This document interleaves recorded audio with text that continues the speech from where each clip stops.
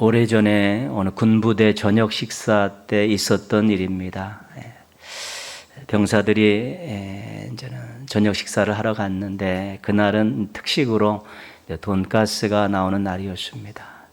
배식을 받으려고 줄을 쭉 서 있는데 앞자리에서부터 웅성웅성하는 소리가 들립니다. 뭔가 봤더니 오늘은 돈가스를 한 개가 아니라 두 개를 준다는 것입니다. 그래서 좀 나름대로 기분들이 좋았습니다. 조금 시간이 흘러서 분위기가 좀 이상해졌습니다. 앞에서 들려오는 이야기는 돈가스는 있는데 소스가 없다는 것입니다. 부식을 이렇게 배정받아 오는 그 병사가 돈가스 한 박스, 소스 한 박스 갖고 와야 되는데 돈가스만 두 박스를 가져온 것입니다. 그 병사들이 야, 이거 퍽퍽하게 어떻게 두 개를 이렇게 다 먹을 수 있느냐, 불평하는 그런 일들이 생겨나서 분위기가 좀 싸했습니다. 그때 선임 병사 한 명이 큰 소리로 이렇게 이야기했다고 합니다. 다들 그만 불평하지. 지금 어떤 부대에서는 병사들이 소스만 2인분 먹고 있을 거 아니야? 그랬다는 것이죠. 우리가 뜻밖의 일을 만나고 또 원하지 않는 일들을 만나면 감정의 선택을 해야 합니다. 불평을 하든지 감사를 하든지. 불평을 선택하면 작게 시작했어도 나중에는 커져서 마음이 무겁고 어두워집니다. 그러나 감사를 선택하면 그 상황 속에서도 웃을 수가 있고 또 여유를 찾을 수가 있습니다. 코로나19라는 엄청난 괴물이 우리를 1년 반 동안 지금 힘들게 하고 있습니다. 또 폭염이 시작이 되었습니다. 그리고 교회도 또 리모델링을 하면서 또 예배의 자리도 좀 많이 불편합니다. 지금 우리가 처한 이 자리에서, 이 상황에서 불평거리를 찾으면 수도 없이 많습니다. 다 불평거리가 될 수 있는 것입니다. 그러나 우리가 감사의 조건을 찾고 작은 감사부터 시작했으면 좋겠습니다. 왜 하나님께서는 범사에 감사하라고 하셨을까? 우리가 행복했으면 좋았기 때문에, 우리가 행복하기를 원하시기 때문에 범사에 감사하라고 하신 것입니다. 그래서 상황 감사하다 보면 이 상황을 넘어서는 이 멋짐이 막 분출되고요. 또한 이 상황 속에서, 어려운 상황 속에서도 여유를 찾을 수 있게 되기 때문에 행복한 것입니다. 그래서 이 감사라는 것은 범사에 감사를 하셨기 때문에 감사의 요소들이 어떤 상황 속에서도 있다는 것이지요. 그러나 불평거리들을 먼저 잡느냐, 감사 제목을 먼저 붙드느냐에 따라서 우리가 그 상황을 이겨내고 또 그 상황을 넘어서는 우리들의 시간과 노력들은 전혀 다를 수밖에 없는 것입니다. 우리는 하나님의 섭리를 믿고 사는 사람들입니다. 이 땅에 있는 모든 일들은 하나님의 장중에 있습니다. 우리들은 하나님의 사랑을 믿고 사는 사람입니다. 하나님은 우리를 사랑하십니다. 하나님의 사랑과 섭리를 믿으면 어떤 상황 속에서도 우리가 감사할 수 있고 또 감사를 선택하게 되면 행복으로 하나님께서 우리를 이끌어 주시는 것입니다. 모쪼록 지금의 삶의 여러 가지 많은 어려움 속에서도 불평을 선택하지 말고 감사를 붙드셔서 하나님 원하시는 대로 또 멋지게 살고 여유 있게 살고 행복하게 살아가는 우리 하나님의 백성들 되시기를 주님의 이름으로 축복합니다. 초청은 사람을 어떤 자리에 참석하도록 청하여 부르는 것입니다. 초대도 같은 내용이지요. 우리 삶에는 초청하는 일들이 많습니다. 우리가 결혼식이나 생일이나 이런 날 초청을 하죠. 잔치 자리에 초청해서 함께 축하하고 함께 교제하는 것이죠. 또 행복한 일입니다. 또 좋은 프로그램을 만들어 놓고 좋은 강사를 모셔 놓고 초청하죠. 와서 듣고 소양도 갖추고 또한 깨달음도 얻고 또 새로운 시각도 얻으라고 또 좋은 프로그램에 많이 초청하기도 합니다. 생각이 같고 목표가 같고 취미가 같은 사람들을 또 모임에 초청해서 같이 활동하기도 합니다. 또 어떤 초청은 자기를 대우해 주는 초청이 있습니다. 또 자기에게 유익이 되는 초청도 있고요. 이것은 꼭 가서 또 예의를 갖춰야 될 그런 초청이 있습니다. 그런 초청은 또 즐겁게 가지요. 그러나 자신을 형식적으로 대하는 초청이라든가 가봤자 아무런 유익이 없는 무익한 초청 같은 경우는 우리가 거절을 하는 것이죠. 초청이 있다 할지라도 어느 것은 우리가 응답해서 가기도 하고 어떤 것은 거절하며 가지도 않게 되는 것이죠. 모든 초청의 그 참석 여부는 초청받은 사람들이 이제 결정하는 것입니다. 그래서 우리가 많은 좋은 초청을 받고 거기에 응대하고 또 때로는 우리가 초청해서 같이 또 교제하는 그런 일들은 인생에 있어서 아주 중요하고 필요한 일입니다. 성경에는 하나님께서 초청하는 말씀들이 많습니다. 우리 이사야 55장 1절 말씀 한번 보시면요. 같이 한번 읽겠습니다. 오호라 너희 목마른 자들아 물러 나아오라 돈 없는 자도 오라 너희는 와서 사 먹되 돈 없이 값 없이 와서 포도주와 젖을 사라. 목마른 자들 돈 없는 자들은 능력이 없고 아무 구비된 것이 없지만 하나님께서 돈이 없어도 값 없이 와서 다 먹고 마시라는 것이지요. 이것은 값 없이 주시는 하나님의 은혜로 하나님의 구원으로 초청하는 하나님의 정말 감격적인 초청입니다. 네가 여러 가지 구비된 것이 없어도 와라. 너네가 대가를 치르지 않아도 다 누릴 수 있다. 이건 특별히 하나님께서 부르시는 은혜로 또 구원으로 부르시는 그런 초청입니다. 누가복음 14장 15절 24절에 보면 큰 잔치 비유가 있습니다. 주인이 초청장을 발송을 합니다. 잔치를 열어놓고 그런데 초청을 받은 사람들이 자신의 일상적인 계획 때문에 참석하지 못하겠다고 전부 이렇게 거절을 합니다.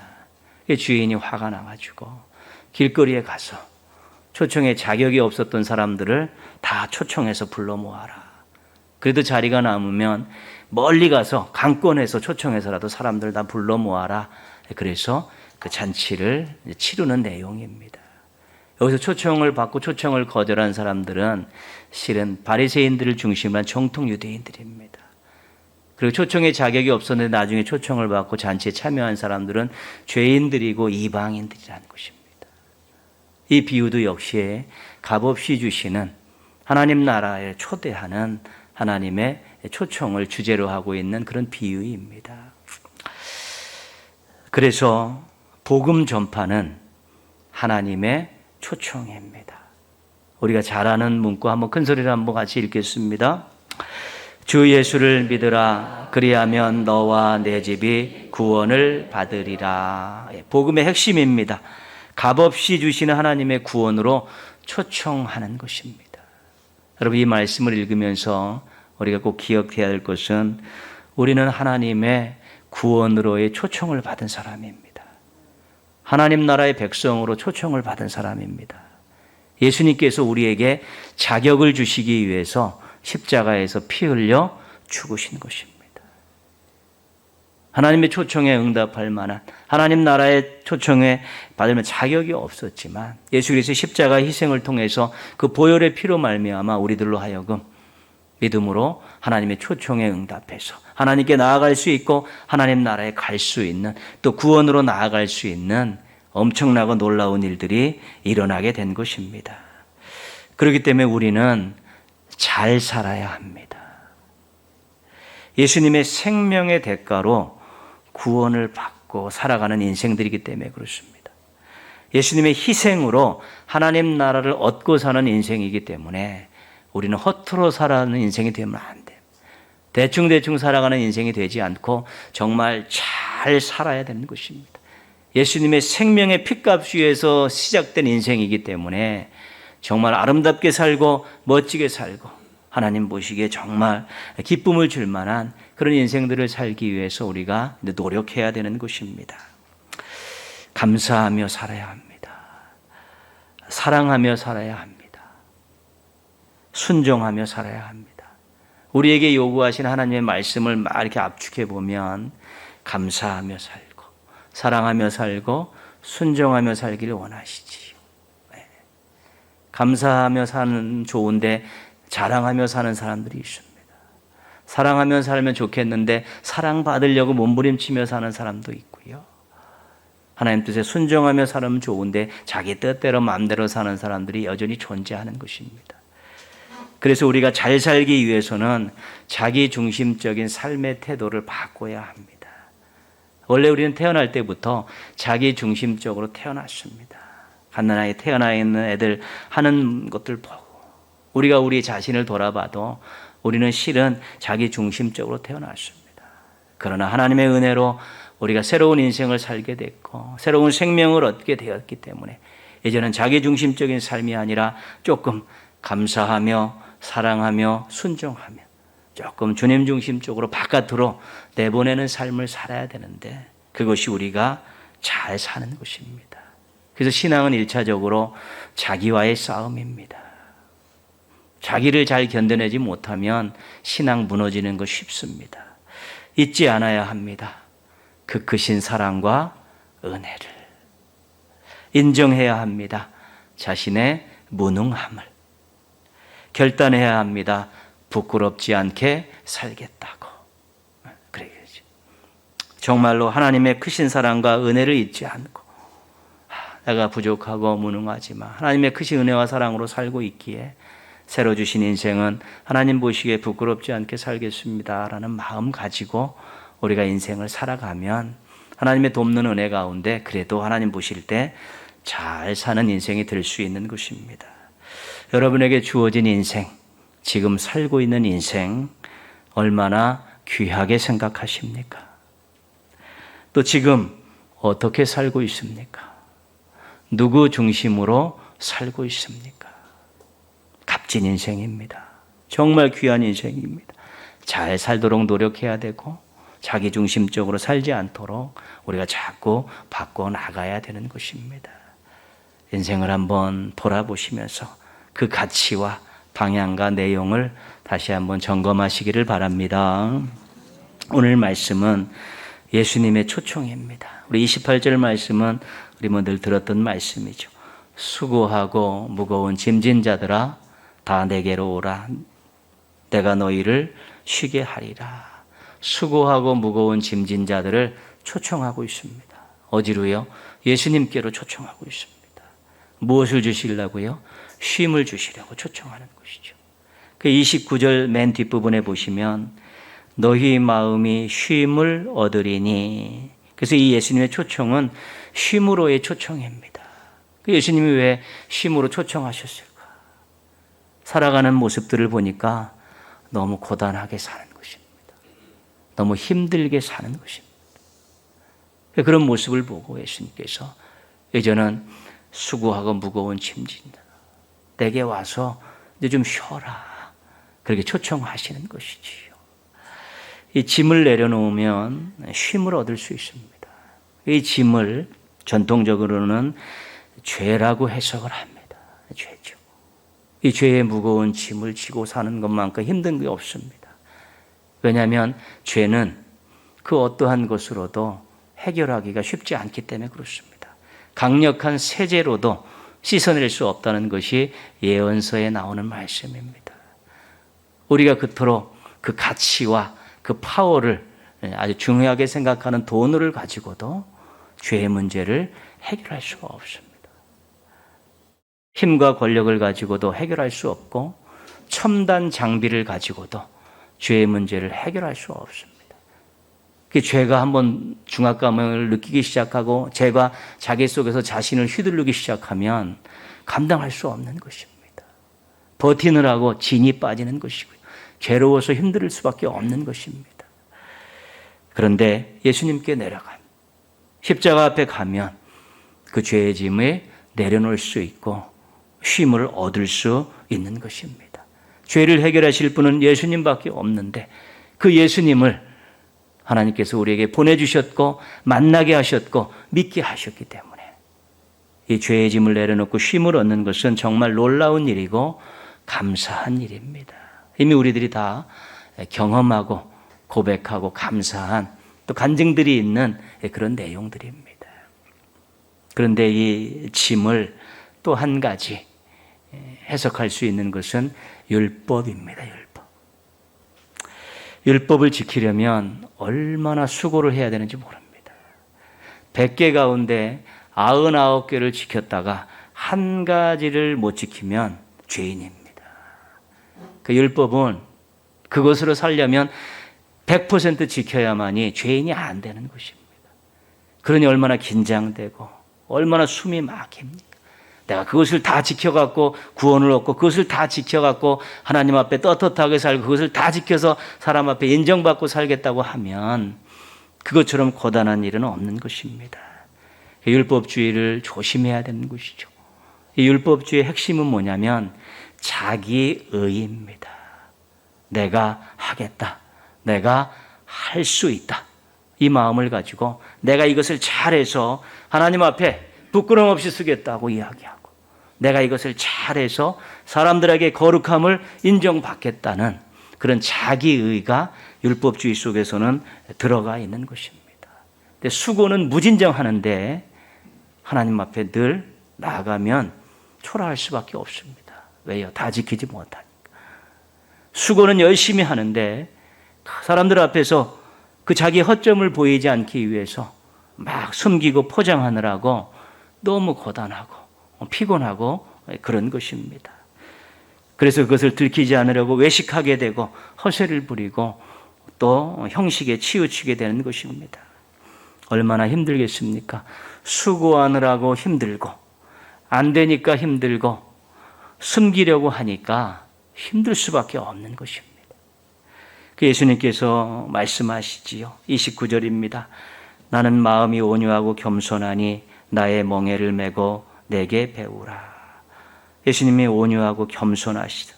온화하고 부드럽고 남을 존중하고 자기를 낮추는 그런 예수님께 나아오라는 것입니다. 사실 예수님께서 3년 공생의 일을 어떻게 사셨는가를 한번 보시면 우리가 복음서를 쭉 읽어보면요.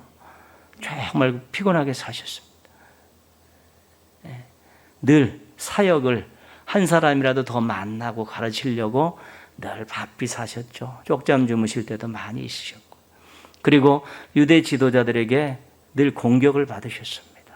그들이 찾아와서 강론이 있을 때마다 이적을 베풀 때마다 와서 계속해서 찝쩍거리고 흠을 찾으려고 공격을 했지요.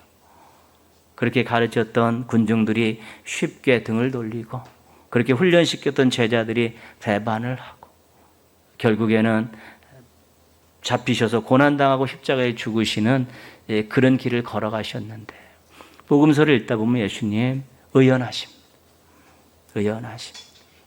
내가 걸어가야 될 길을 걸어간다라는 의연한 모습들로 다 품을 거 품고 받을 거 받으면서 그렇게 걸어가시지요. 온유하고 겸손함은 자기 자신이 얼마나 평안한지 모릅니다. 마음이 넓고 깊기 때문에 웬만한 것들을 다 수용할 수 있고 여유가 있는 것입니다. 그런 예수님께 오라는 것입니다. 그런 예수님과 만남을 깊이 하라는 것이죠. 그리고 그 예수님께 와서 배우라는 것입니다.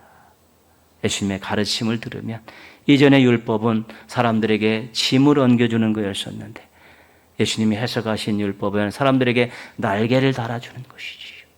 이전의 율법은 정말 사람들에게 죄책감을 갖게 하고 무거운 마음을 갖고 살게 하는데 예수님께서 가르치신 그 하나님의 말씀의 율법에는 쉼을 주고 힘을 주고 복을 주는 그러한 내용들이 가득 들어가 있기 때문에 온유하고 겸손한 예수님과 교제하고 와서 예수님의 가르침을 잘 받으면 쉼을 얻을 수 있기 때문에 예수님께서 오라고 그렇게 말씀하시는 것입니다. 30절 말씀은 이는 내 멍에는 쉽고 내 짐은 가벼움이라. 예수님이 지신 멍에는 쉽고 예수님이 지신 짐은 가볍다는 것이죠. 예수님이 멍에를 안 메고 있는 것이 아니라 짐을 안 지고 계시지 않다는 거예요. 인생 살면서 우리들 짐 다 집니다. 인생에 짐이 없는 사람이 어디 있습니까? 이 멍에는 때로는 우리를 구속하기도 하지만 일을 잘할 수 있도록 도와주는 그런 도구입니다. 일하다 보면 또 그런 멍에도 맬 수 있는 것인데 예수님과 깊이 교제하고 예수님께 배우면 그 진 멍에와 짐이 절대로 힘들게 하지 않는다는 것입니다. 예수님의 이 초청에서 가장 중요한 것은 예수님과 함께입니다. 예수님께 나와 예수님과 함께 멍에를 메고 예수님과 함께 배우라는 것입니다. 예수님을 만남, 예수님과의 깊은 관계, 이것이 가장 중요하다는 것입니다. 우리가 조희선 시인의 신앙이라는 짧은 시가 있습니다. 한번 두 줄로 되어 있는데요. 한번 같이 읽어보겠습니다. 내가 가려는 당신은 내게 오려는 당신인 것을. 이분이 고백하는 신앙이죠. 여러분이 사랑하는 사람이 서로 이렇게 떨어져 있다가 갑자기 보고 싶습니다. 그래야 그 늦은 밤이지만 뛰어나가서 그 집으로 가다가 둘이 중간에서 만났습니다. 그때 얼마나 감격이겠습니까? 저 사람이 나를 사랑하는구나. 서로 그걸 확인하는 순간 아닙니까? 예수님들 우리에게 관심을 갖고 오시려고 하는, 우리 잘 되게 원하신, 우리가 예수님께 이렇게 나아가다가 딱 마주치는 그 순간이 정말 내가 예수님의 사랑을 받고 있고 내가 예수님을 뜨겁게 사랑하고 있다는 걸 고백하는 그 순간이 신앙이라는 것입니다. 신앙의 출발이고 신앙의 기반이라고 그렇게 이야기하는 것입니다. 주님 내 안에, 나 주님 안에. 이것을 우리가 예수님 처음 영접했을 때 다 경험했던 것입니다. 그런데요, 신앙생활하며 인생 살아가면서 내가 무언가를 하겠다라는 그런 의지들이 발동하고 무언가의 마음을 뺏겨서 정신없이 살다 보니까 또 삶의 현장에서도 그렇고 교회에서도 그렇고 일에 너무 쫓겨 살고 성과 위주로 너무 가다 보니까 예수님과 그 사랑을 확인하는 이런 순간들을 자꾸 잊어버리는 것이고요. 그런 것들이 아련하게 추억으로 밀려가니까 신앙의 뿌리가 약해지는 것입니다. 우리가 아무리 어렵고 힘든 일을 만나도 예수님과의 그 사랑을 확인하는 그 뿌리가 살아있으면 그렇게 크게 느껴지지 않습니다. 그러나 작은 일이라도 그것이 약화되고 그 뿌리가 없으면 거기서 불평하고 실망하고 다툼이 일어나는 일들은 비일비재하게 됩니다. 예수님이 수고하고 무거운 짐진 자들아 다 내게로 오라. 일단 주님 앞에 나아가서 주님과의 관계를 다시 확인해야지. 멍에를 맸던 짐을 졌던 그것을 즐겁게 질 수 있을 때 또 거기서 쉼을 얻을 수 있고 또 주님 주시는 힘을 얻고 그것들을 또 잘 감당할 수 있게 되는 것입니다. 세상은 끊임없이 바뀌어가고 있습니다. 이 변화에 잘 순응하고 적응하는 것이 성경의 비결이라고 그렇게 가르칩니다. 이게 처세술입니다. 그런데 히브리서 13장 8절 말씀입니다. 우리 히브리서 13장 8절 말씀 한번 같이 읽겠습니다. 예수 그리스도는 어제나 오늘이나 영원토록 동일하시니라. 예수님은 변하지 않으십니다. 우리를 향한 그 뜨거운 사랑 변하지 않습니다. 우리에게 주셨던 그 약속 절대로 변하지 않습니다. 그래서 세상은 삶은 엄청나게 많이 빠른 속도로 바뀌어 가도 예수님과의 변하지 않는 그 관계, 그 사랑, 그 약속을 붙들고 예수님과의 귀한 관계를 잘 유지하고 있으면 우리가 변화되어지는 그 환경을 넉넉히 적응하고 극복해 나갈 수 있는 것입니다. 원래 세상은 빠르게 휘둘러 가고 또 어둠의 세력들이 활동하는 세상인데 거기에 적응하고 그것을 이겨낼 수 있는 방법이 우리가 그것들을 쫓아간다고 돼서 되는 것이 아니라 예수님과의 관계 속에서 쉼을 얻으면서 다시 한번 힘을 얻게 될 때 이 변화되는 이 세상 속에서 우리가 잘 신앙의 길을 걸어가고 맡겨진 일들을 즐겁게 감당할 수 있게 되는 것입니다. 혹시 자기 혼자만 다 아는 것처럼 행동하고 있지는 않습니까? 혹시 혼자서 다 하려고 몸부림치려고 하지 않습니까? 혹시 자기 혼자서 다 짊어지고 비틀거리고 있지 않습니까? 왜 혼자서 다 하려고 합니까? 무슨 능력이 있다고? 왜 혼자서 다 짊어지려고 합니까? 무슨 죄를 그렇게 지었기에? 내가 다 할 수 있는 것 같다고, 다 해야 된다라고, 내가 짊어지고 감당해야 된다라고 막 그렇게 수고하고 힘을 쓰며 사는 그 모습이 안쓰러우신 것입니다. 안쓰러우신 것입니다. 예수님께서 그래서 수고하고 무거운 짐진 자들아 다 내게로 오라, 내가 너희를 쉬게 하리라고 말씀하셨기에 제일 먼저 모든 것 털고 주님께 나가서 그 품에 안기는 것이 가장 중요합니다.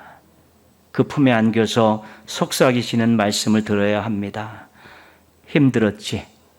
이제 좀 쉬어라. 등 두드리시는 손길을 느끼셔야 합니다. 이제 됐다. 내가 할게. 뜨거운 가슴을 만날 수 있어야 합니다.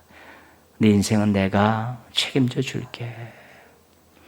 우리 주님이 품에 안으시고 속삭이시고 등 두드리시고 그 가슴으로 애쓰고 수고.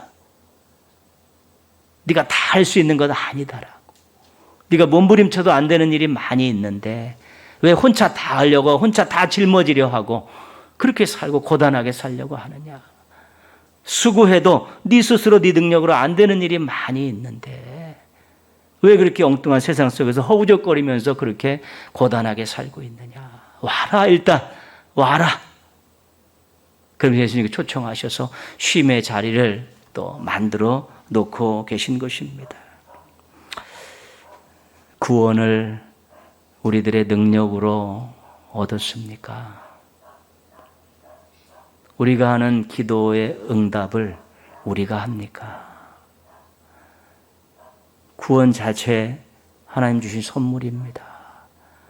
우리가 매일 기도하는 것, 간절히 기도하는 것, 믿음으로 기도하는 것은 하나님이 응답하시는 것입니다.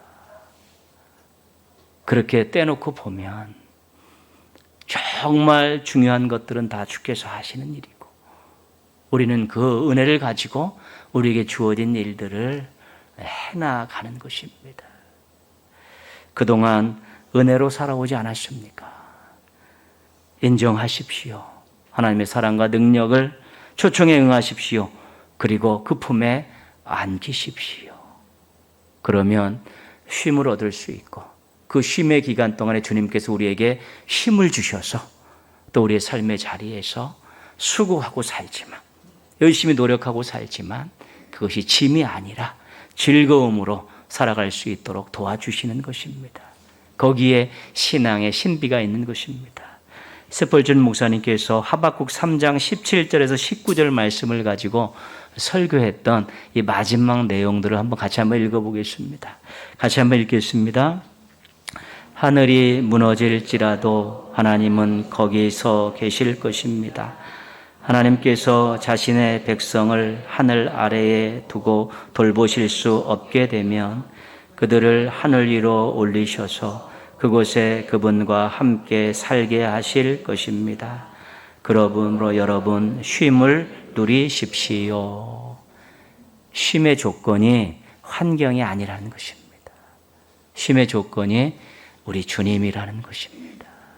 잊지 마십시오. 우리가 열심히 노력하고 수고해갖고 좋은 집들 장만하고 여러 가지 장비들을 다 갖춰서 거기서 평안하게 살 것 같지만 우리 영혼이 안정이 안 되고 내 마음에 평안이 없으면 가시방석보다 더 힘든 것입니다.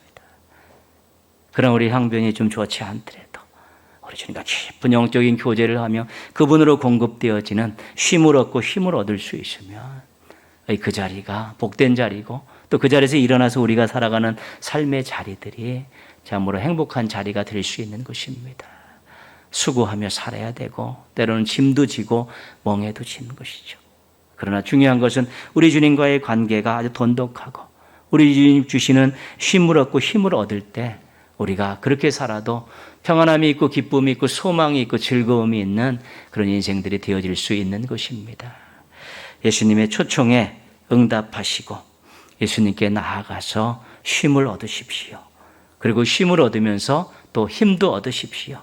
그래서 삶의 자리에 와서는 예전과는 다르게 똑같은 일을 하고 똑같은 시간과 똑같은 공간에서 일을 하지만 예전과는 다르게 날개짓치며 사시고 찬송하며 사시고 감사하며 사시는 우리 멋지고 행복한 주님의 백성들 되시기를 축원합니다. 기도하겠습니다.